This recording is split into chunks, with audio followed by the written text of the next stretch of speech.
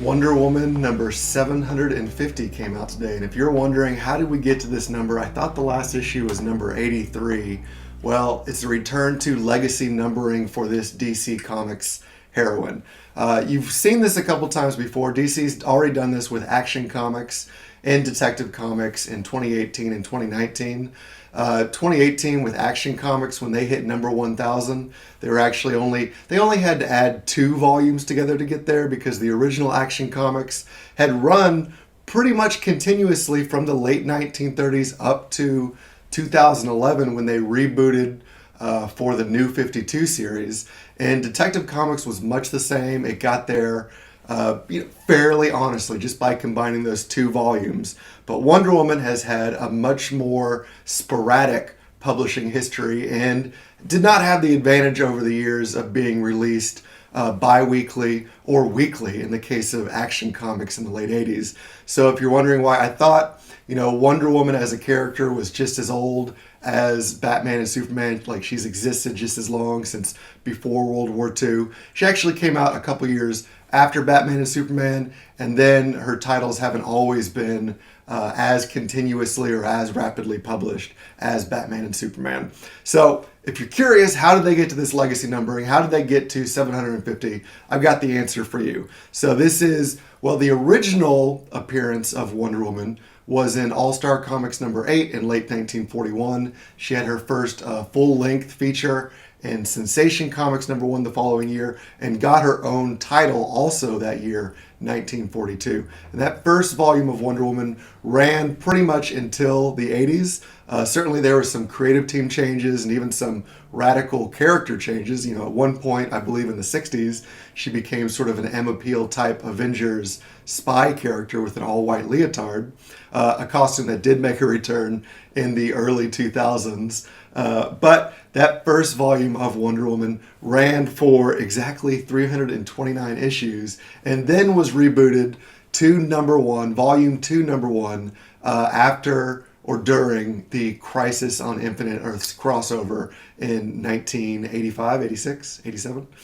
And this is where I think a lot of the current fans of Wonder Woman, this is a run that a lot of those fans remember very fondly, by George Perez, writing and drawing the adventures of the character for 3 or 4 years, issues 1 up to 30, 40 something.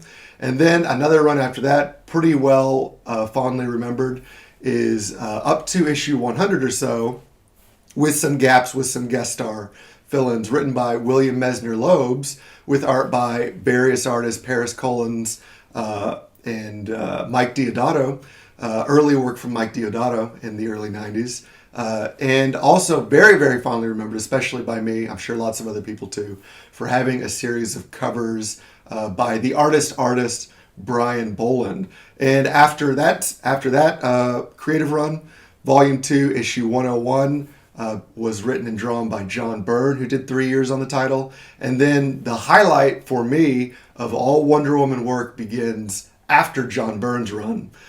Starting with issue 139 of Volume 2, you begin to see Adam Hughes covers. And Adam Hughes is pretty much, in my opinion, in my humble opinion, the quintessential Wonder Woman artist. So there are other ways besides just buying these individual issues of getting these covers. There have been collections of Adam Hughes' work, both in his hardcover art book cover run, the DC Comics art of Adam Hughes, as well as it's been featured prominently in a lot of other pieces, a lot of other books, such as The Ultimate Wonder Woman Guide by DK Publishing and the Wonder Woman Encyclopedia.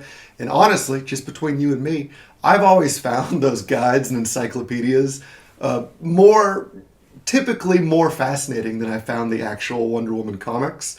Like if you read those guides, you'll see that there's been more, actually I think around a dozen different characters portraying Wonder Woman over the years, whether it is, the Princess Diana herself, or her mother Hippolyta going back in time and being the time-displaced original Justice Society Wonder Woman.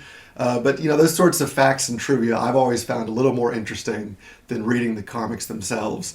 And there are also authors that have never had a run on Wonder Woman that I think would do a great job, but really it's kind of there's kind of a third rail topic. It's like, do not touch this rail, you'll get electrocuted with Wonder Woman. And, Grant Morrison, for example, has talked a bit about this, about how if he was writing Wonder Woman, he would take it back to the roots of the golden age when William Moulton Marston, the creator, and artist H.G. Peters were writing and drawing Wonder Woman as a much more, I just have to say it outright, submissive character. She had this sort of strange relationship with bondage and being tied up and acting in submissive ways as a show of power.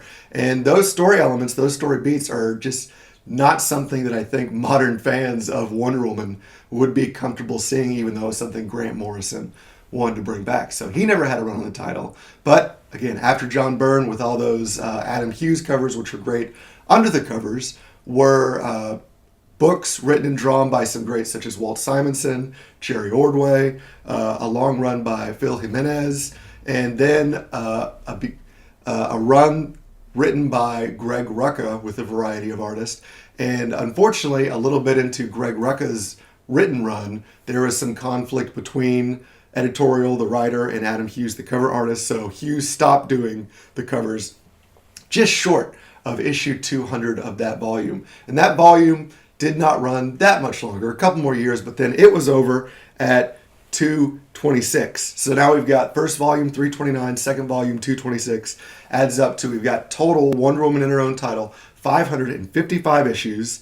The reboot, the third number one for Wonder Woman in the mid-2000s, was partially to do with another Crisis crossover, Infinite Crisis, and partially to do with the attachment of the new writer, award-winning novelist Jodi Picoult, who only did a couple of issues of Wonder Woman and I believe brought back the Emma Peel sort of spy white leotard outfit and look. And she was replaced, or not replaced, she did her run, and then after that, Gail Simone did a run. And this volume ran for 44 issues, and then DC realizes, oh my gosh, we're leaving money on the table. There is a legacy issue coming up. All we got to do is add all these together. So this 750 that's coming out today is not the first time that DC has combined the legacy numbering to get to an anniversary number issue. And the first time they did that was they added 329, 226, 44. The issue after that, number 600, written by J. Michael Straczynski, who did a series, a year on Wonder Woman that ran another 14 issues. So that was up to issue 614. And then we reboot again. We've reached 2011, the same place that Action Comics, Detective Comics, all the other DC titles got rebooted number one with the new 52. That ran, ironically enough, coincidentally enough, 52 issues. Then they rebooted again for Rebirth. That's the most recent number one. And that ran 83 issues. They realized again they missed 700 around the 20s or 30s there. They missed the 700 opportunity, but they realized, oh my gosh, Detective Comics 1000 was a hit. Action Comics 1000 was a hit. Even the rivals Spawn 300, big hit. Detective Comics actually highest selling book last year for direct market sales in comics. But they weren't going to miss. They missed 700. They're not going to miss 750. So you add it all together. 329, 226, 44, 14, 52, the issue 600, 83 issues of Rebirth. And after that, we've got issue 750. And it's also nice news at this time they're going to hold on to that legacy numbering for as long as they can. Fingers crossed it's going to be a while. I really think this is one of the stronger advantages that these longer running legacy characters have, is this sort of continuous publishing history. Like, how great would it have been, for example, for Action Comics to legitimately reach 1,000 without even the single sort of mildly confusing, we had to combine these volumes to get to that number. It's really unfortunate they rebooted the numbers with the new 52 in 2011, in my opinion. Let me know what you think about that in the comments. Like, are you confused by it? Do you know where to start? Do you not mind it? Do you like more number ones? Tell me what you're thinking. But also, even, I've already mentioned Spawn just got to 300, up to 304 a week or two ago.